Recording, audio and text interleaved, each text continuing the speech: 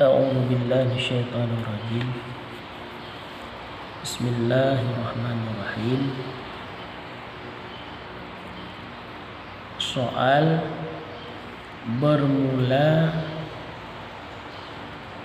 nama Allah itu siapakah yang memberi nama?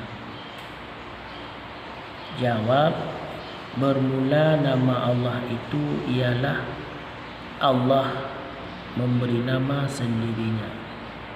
Tiada nama yang dihantarkan oleh makhluk adanya. Soal bermula nama Allah itu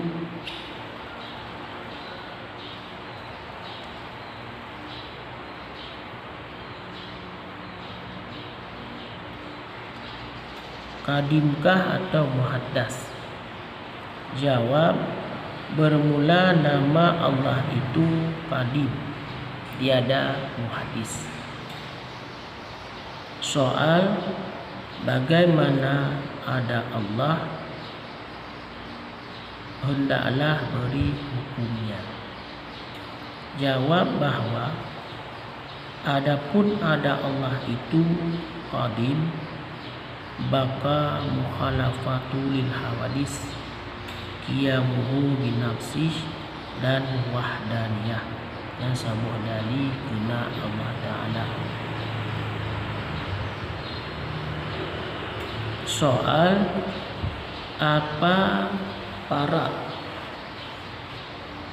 sifat dengan mausuf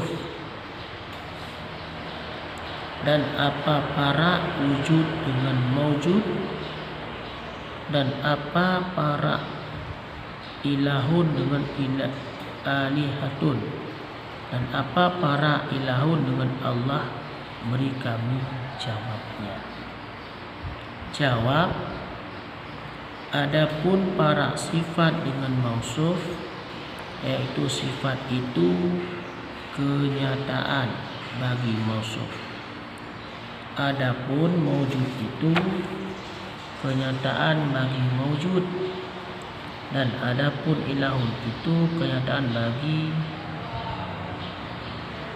alihatun. Adapun para ilahun itu yaitu ilahun yang kaya daripada tiap-tiap barang yang lain dan berkehendak kepadanya tiap-tiap barang yang lain. Adapun Allah, nama bagi Tuhan wajib wujud yang mewajibkan 20 sifat. Inilah adanya, itulah adanya. Kemudian soal bermula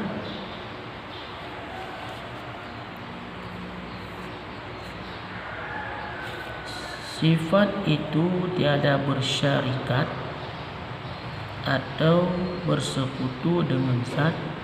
Beri aku jawabnya. Jawab, bermula sifat itu tiada berjirim dengan zat, tiada bersekutu dengan zat. Tiada kita ketahui